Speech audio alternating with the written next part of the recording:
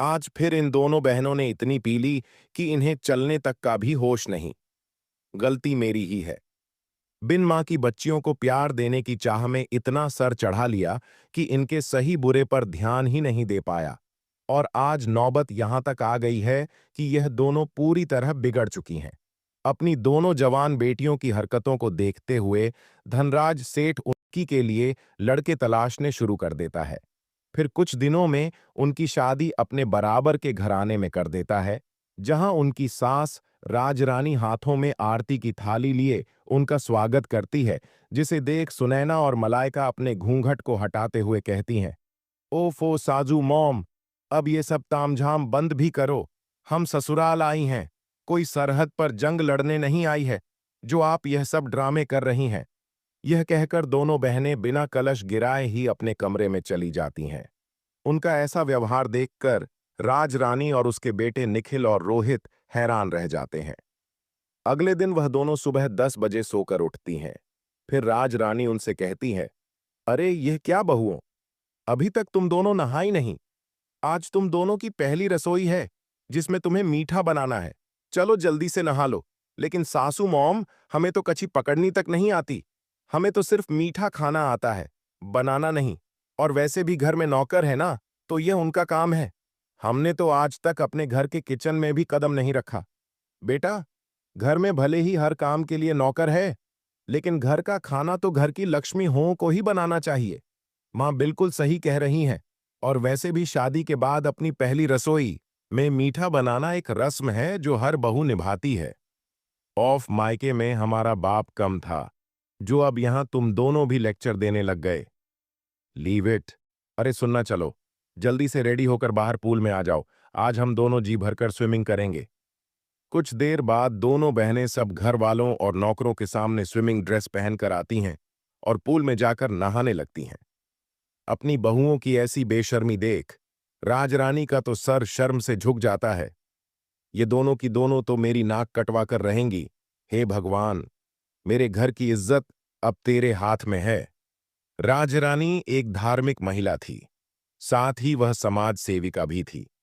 उसका खुद का एक बड़ा एनजीओ था, जिससे शहर की बड़ी बड़ी हस्तियां जुड़ी हुई थीं। ऐसे ही कुछ दिन बीतते हैं। मलाइका और सुनैना अपने ससुराल के प्रति कोई जिम्मेदारी नहीं समझती थी। वो दोनों तो बस सारा दिन अपने मेकअप पार्लर, शॉपिंग और पार्टीज में ही बिजी रहती। यह इतने छोटे कपड़े पहनकर तुम रात को कहाँ जा रही हो बहू? साजू मॉम, आज हमारे फ्रेंड की बर्थडे पार्टी है। हम दोनों नाइट क्लब जा रही हैं। आने में देर हो जाएगी। चलो सुनना।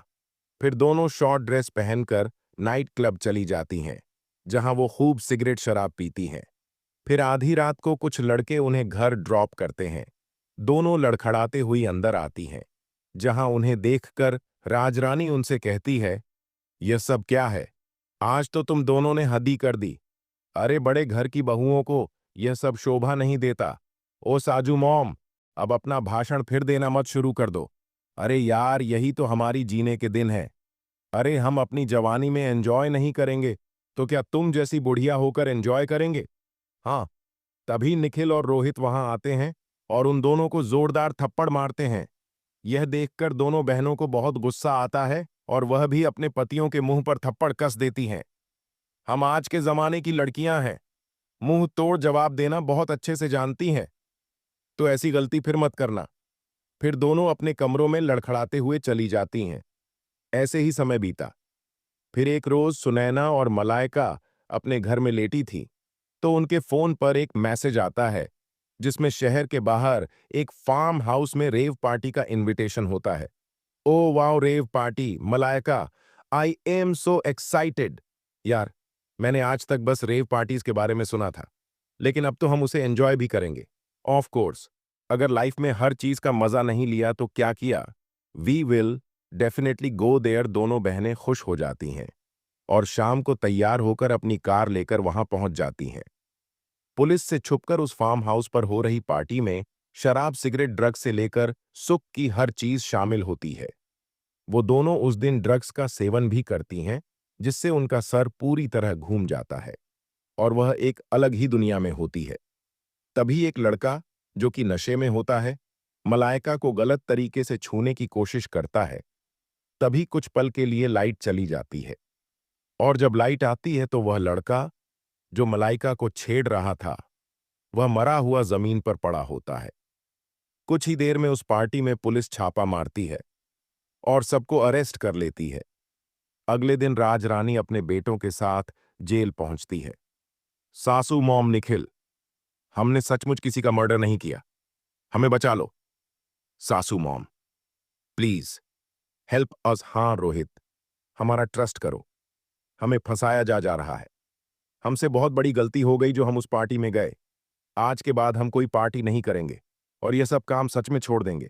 तुम दोनों को अपनी गलती का एहसास हो गया, यही काफी है। आकाश, यहां आ जाओ। और इंस्पेक्टर साहब, आप छोड़ दो इन्हें। जी मैडम, यह लड़का तो जिंदा है। हाँ, यह सब हमारा ही प्लान था, तुम दोनों के अगल ठिकाने लगाने के लिए। दरअसल यह सारा प्लान राजरानी और उसके बेटों का था जो उन्होंने अपनी बहुओं को सबक सिखाने के लिए किया था। उन्होंने ही अपनी पहुंच इस्तेमाल करते हुए इस पार्टी का आयोजन किया और यह सब ड्रामा रचा। लेकिन इससे मलाइका और सुनैना को अच्छा सबक मिला और वह दोनों अब बेशर्म से संस्कारी बहुएं बन गई जो अपने परिवार के साथ अच्छे से